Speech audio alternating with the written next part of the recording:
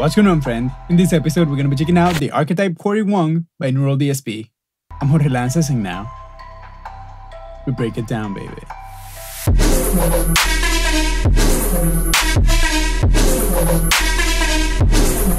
Alright, thank you so much for being here once again. And remember, as usual, like, subscribe, and do all those cool little things that we like to do on YouTube, so that you and I can stay in touch with each other. And I want to take a second today to thank every single one of you for all your support and all your likes and everybody that's subscribing and everybody that gives me super thanks, because it really, really encourages me to keep doing this, and I really appreciate all your support. So today we're going to be checking out the Archetype Cory Wong by Neural DSP. And Cory Wong lately has been like super hot, and like he's got all these cool little signature strats. And I say little because they are smaller. And he's just a beast with that funky, you know, he's got like that swag, and he's like really, really killer, like amazing musician. So I really love everything that he's doing. And the other day I found out that there's this little Cory Wong amp. And of course, here we go. We have it. Let's check it out, see what we can do with it. And let's stop talking and let's just get going. Why don't we get a guitar? Today, we're going to be using my Fender American Ultra Stratocaster because it's killer. And I've been neglecting this little one. It's my number one. And you can see this video with my collection. And basically, this guitar is like my number one because I love playing it. But I don't use it too much for these kind of videos because a lot of people are like, oh, they're noiseless pickups, which I love. So whatever, just to please you guys, I've been using other guitars. But today, let me indulge in this beauty. I'm just kidding. Let's see what we have here.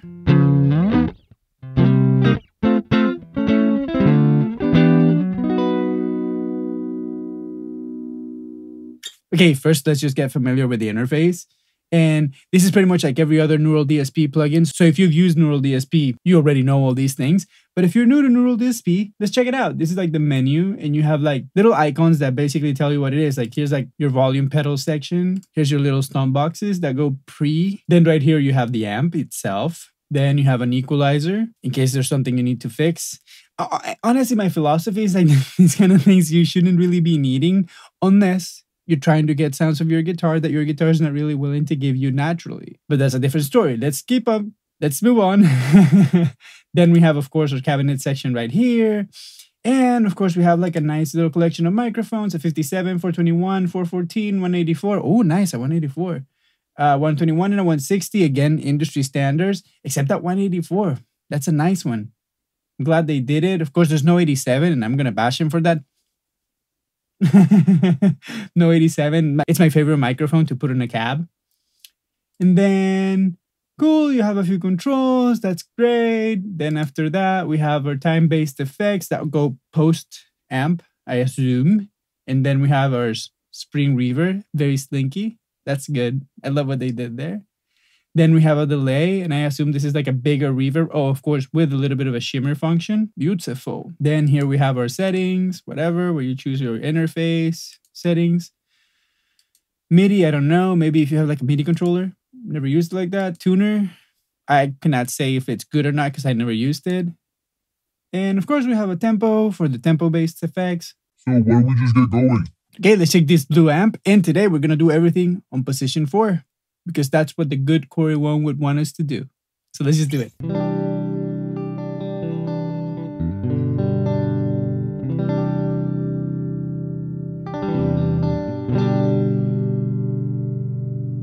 Okay, sounds pretty good. I don't hear like anything like super familiar, to be honest. I was trying to like decipher what kind of amp it is. But in this case, I can't. All right, first thing that I'm going to do is I'm going to give it some brightness.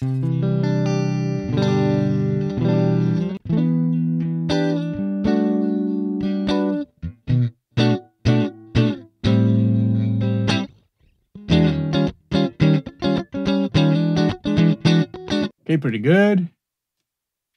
Let's see what happens if we push the drive. Ooh, a lot of change in output. Let's manipulate the output here so we can still get the break of the amp.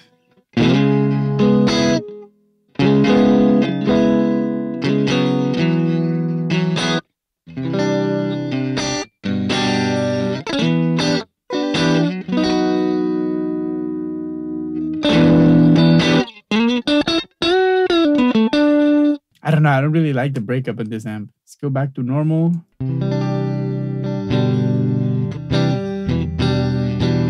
Okay, let's see what else do we have here. Amp number 2 would be the clean machine.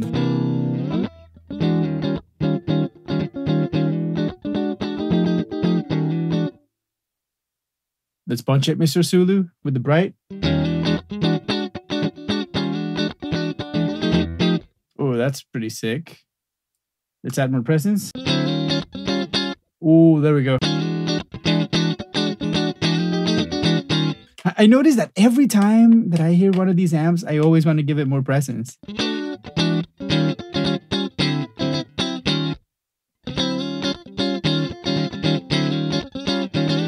of course, that's not like arbitrary. It's because of the music that we're trying to do. Maybe if we're trying to do like a slow jazz or something, I wouldn't go for brightness. But I mean, that sounds pretty sick to me.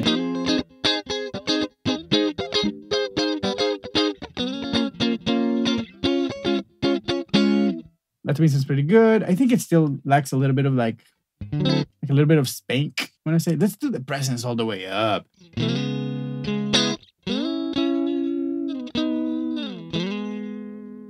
I kind of want to have a little bit of reverb, if you excuse me. I like to have a little bit of reverb with my amps. Oh, this is chorus. Sorry, I said reverb, right? I guess this is a chorus. Nice. Okay, so this is the reverb.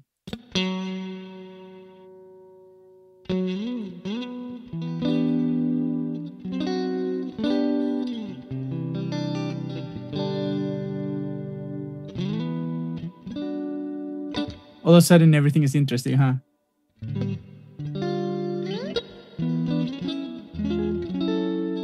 Okay, maybe that's way too much and way too long. Let's turn it down.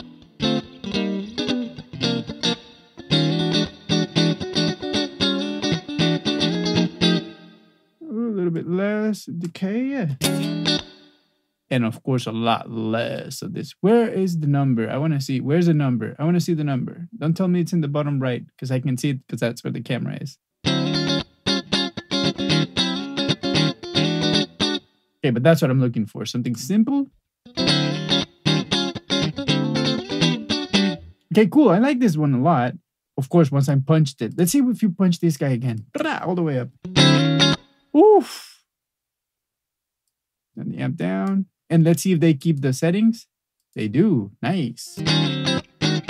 That's people that know how to make a plugin that you can A/B.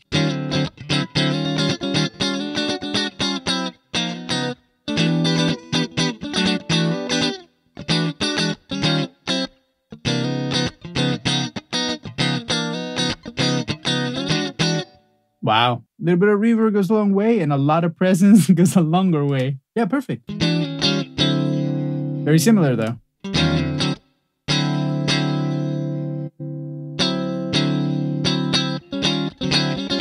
Yeah, of course. I think like this one has a little bit more character. Let's see what happens if we turn the drive up and we turn the volume almost all the way down. Oof.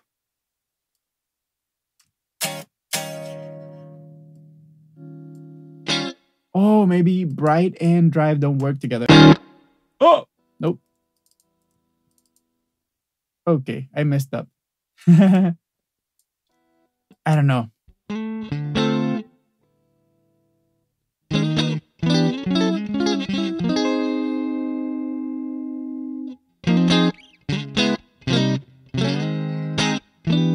I'm just giving this amp another chance because maybe I don't like the drive, but if I just push it a little bit more.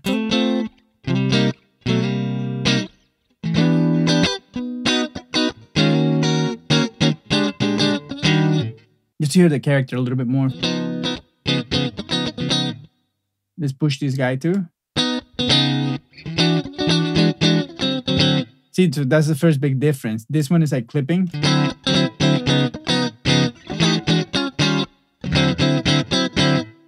And this one is just open. So this volume, in my opinion, feels like a clean volume, where in this amp, it's just more character, like a gain knob. And I really like the break when you have this drive off. I want to keep having a little bit more fun with it. I would say that just like he is calling it the clean machine, it's like really, really clean. Let's see what happens if we push it all the way up. Still super clean, huh?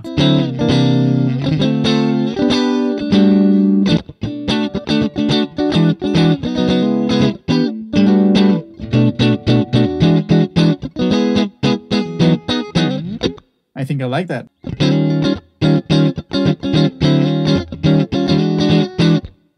Pretty nice. Nice. Right here, what happens? I want to do the same experiment, push it all the way up and turn the output down. Oof.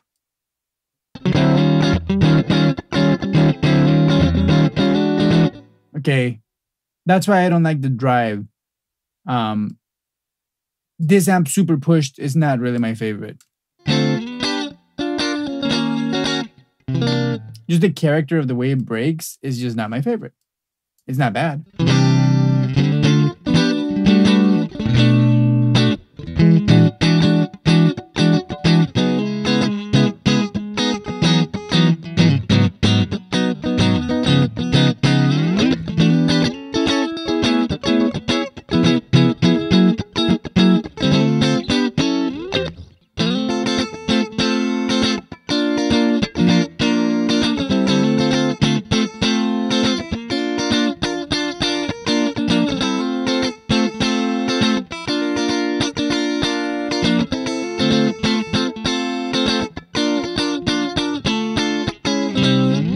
Wow.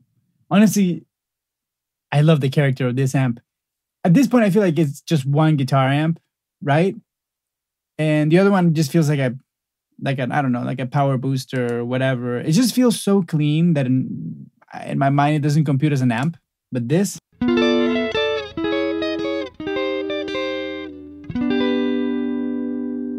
beautiful. And okay, so if this were to be a bass amp, why don't we bring a bass? I know guitar players are gonna complain, but let's just take a listen. Hey, whenever you make songs, you need bass too, right? Look at this big boy.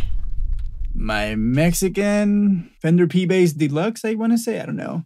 It's like an old discontinued version. I am not a big bass player, but I like to play bass in the songs that I produce.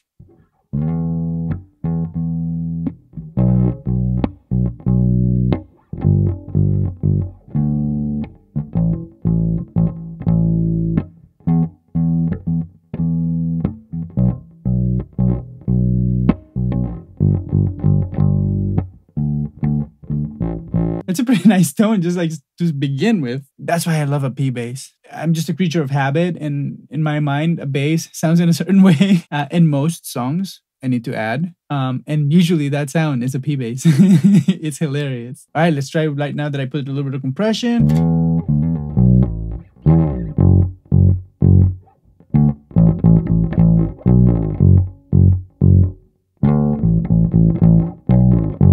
All right, that's pretty dope. Let's see what happens if I do slow.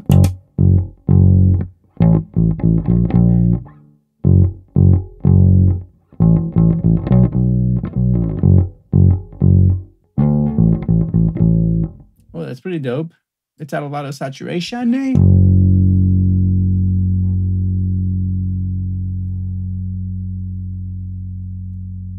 Exactly what I expected.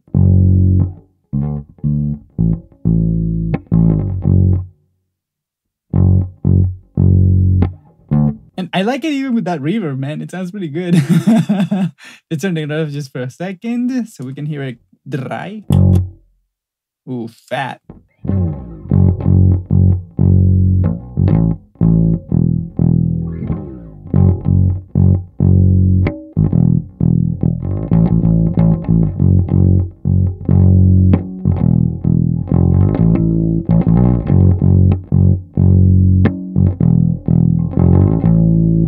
Okay, are we having too much fun with the bass? Let's go back to the guitar. Okay, so now that we checked the amps and we know their utility, why don't we go check the effects a little bit? Let's choose this guy over here. Turn the volume a little bit down so that we're not pushing too much.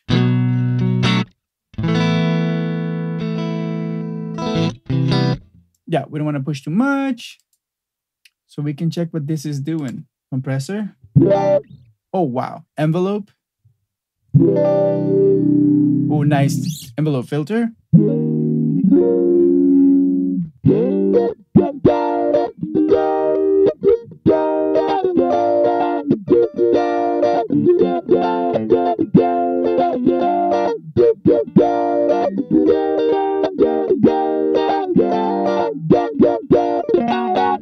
Okay, that was pretty good.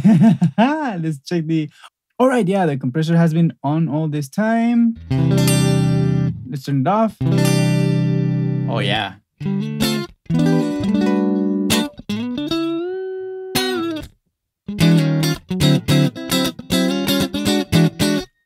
I kind of like it more without the compressor. Even though I know it's like just parallel compression. Ah, no, but it's that Cory Wong thing, right? Like, it's the spank. I love the attack. Wow. Now that I pay attention, it just makes it like ever so thin. And I'm talking about like in time, right? Like the attack of the pick, it's like shorter.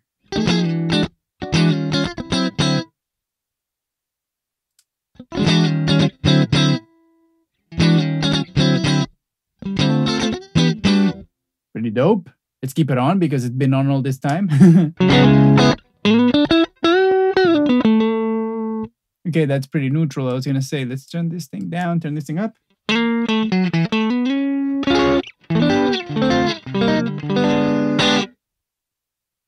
Let's turn it down.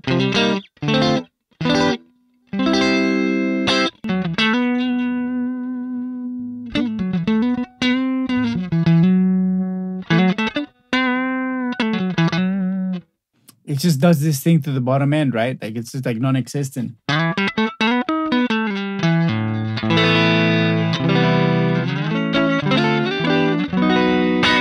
I feel like it almost like bridgifies your neck pickup. It's here.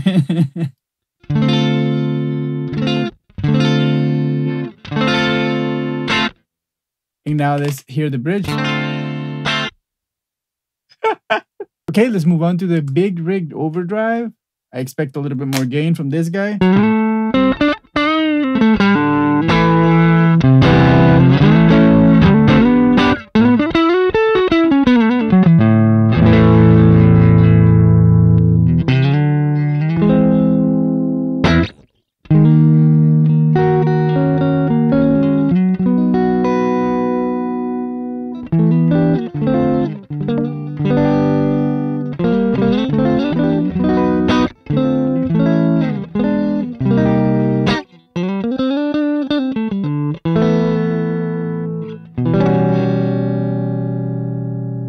I like it a lot, but I wonder if I can put it before the compressor. No. That would have been dope because I do feel like we lose a little bit of the nice attack that the compressor gives you. But when you turn the volume down a little bit,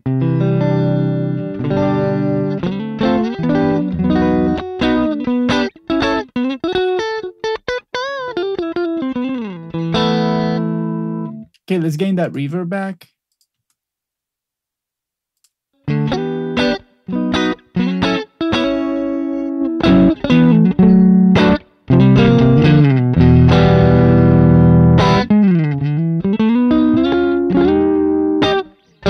I really like that one.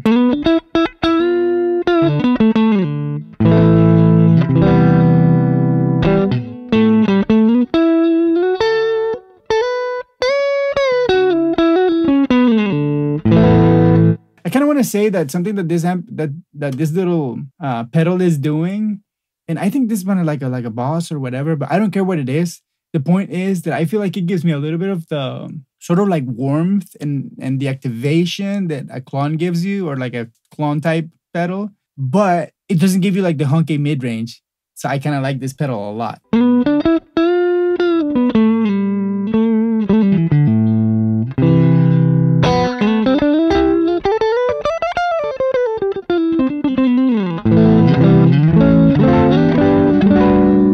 Wow, I think I definitely I would love to have this pedal.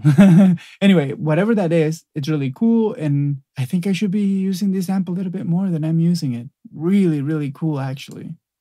Right, let's not get too geeky with microphone changing and stuff like that. I mean, it sounds good the way it is, right?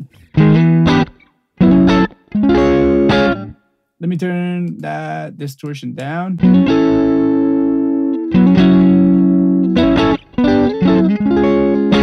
But I want to keep that guy on.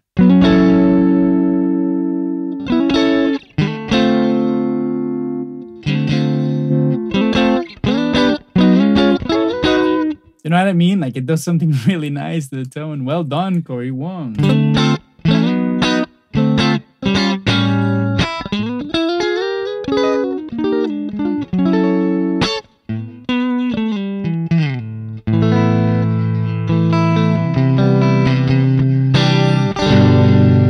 This is really good. I love it. That reverb, it's sick. Let's turn it up a little bit.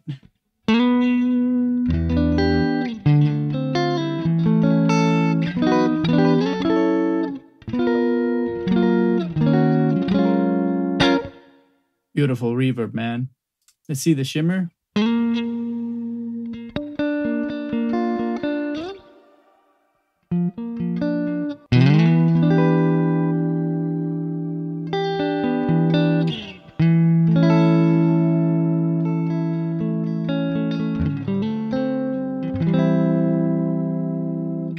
I mean, the shimmers are cool, but I feel like, I don't know, I've heard it so much that I don't even like it anymore. Okay, let's hear the delay.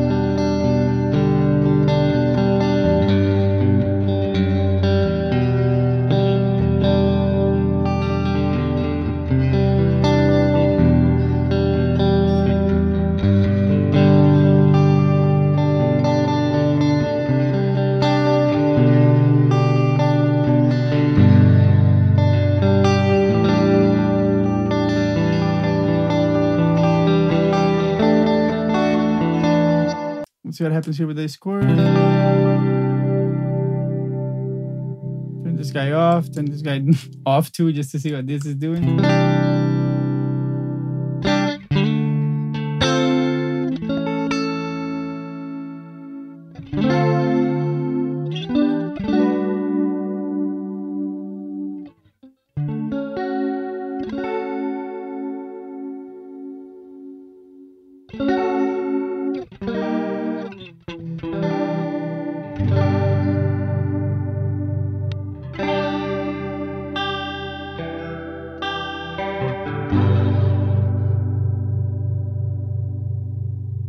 Even though it's like super fast, it doesn't get like ring modulator-y. It doesn't sound like a ring modulator.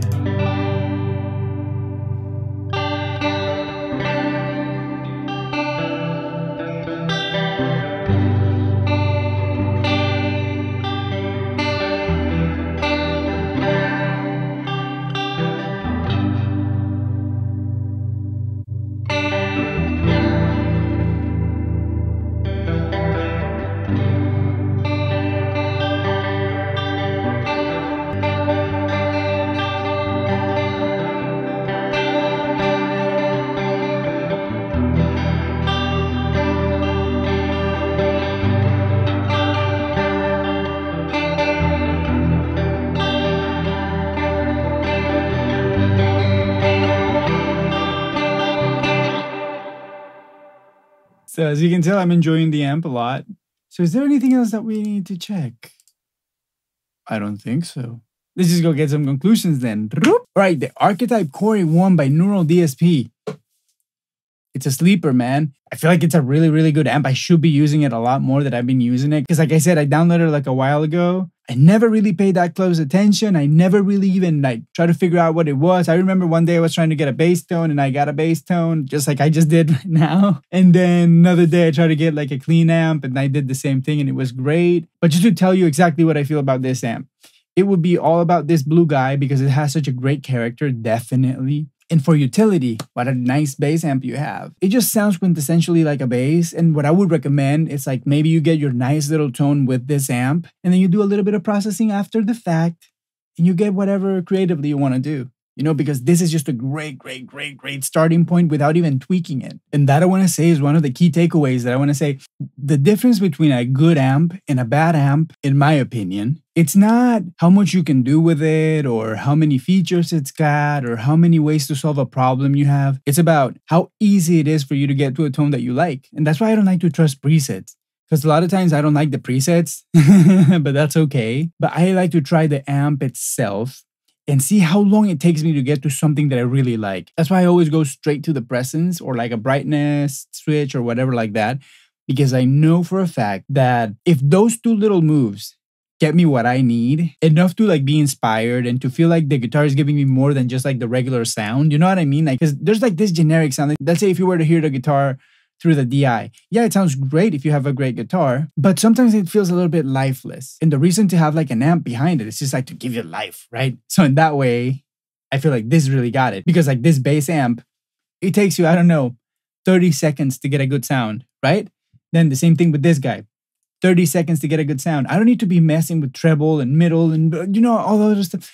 If you have to be fixing so many things, you either have the wrong guitar for the sound that you're trying to create in your head or the wrong amp. Simple. I digress. Let's keep going. I feel like definitely these pedals are all really nice. This filter envelope, I feel like it reacts really nicely to your playing. Probably the best that I felt so far because even though I didn't stay too long on it because I'm just not that kind of player. So I'm not going to be sitting here like a buffoon trying to make a fool out of myself. But what I really can say is that it felt like very immediate. Like for the first time I felt like if I were to practice, I could make something really nice with it. You know, where most like envelope filters that I've tried in the past, you need a degree to just get something usable with it. You know what I mean? The compressor, really nice. I feel like the best thing about it is like the speed on the attack, because definitely it just makes it feel like the attack is like a lot shorter, like, and I feel like for Cory's kind of vibe, that is exactly what you need, right? Like to have that like super spank. And okay, the Tube Screamer, I'm not the biggest fan of Tube Screamers when it comes to like just make a tone that I really like. I'm a really big fan of Tube Screamers when I need something to like really stick out. And not only guitar, because I've used a Tube Screamer with so many things. Like in the world, in the audio world, a lot of people know that you use a Tube Screamer in an 808 and you get a gnarly tone. Or stuff like that. I've used it in synths. I use it a lot on vocals. It has that mid-range that anything you put through it is just gonna cut. But when I'm just playing guitar and just having fun by myself, it's just an intrusive frequency that I can recognize way too much. So it's like stabbing my ears, you know what I mean? So not so nice when you're playing solo or on your own, but really nice when you have to play in a band or like in the context of a mix. It's a great thing. If you're doing like a solo or whatever. I talk too much about this guy. Okay, you know how to use a Tube Screamer. This is a good one. It sounds good. Okay, and this one, nice. I feel like this would fall in the category of like always on kind of pedals, just because it's just, I like everything that adds character to things. The more character you get out of something, the better. That's why people love vintage gear. Just because everything is not working right anymore, you get all these noises and all these like little alien thingies that make the amp sound unique and nice. And since all of them are changing so often, you don't even recognize the sort of like flaws of the amp as flaws because they move so fast and it just feels really nice. And that's what we're trying to do with plugins. And that's why we put so much stuff in our audio sometimes, just to get a little bit of character, because nothing can bypass a nice studio with all that gear on the way in, because once you capture all that nice tone, you're solid. But let's say if you're in your bedroom or if you're playing with amp sims and stuff like that, every bit of character you can get, the better. So I feel like this would stay on all the time for me.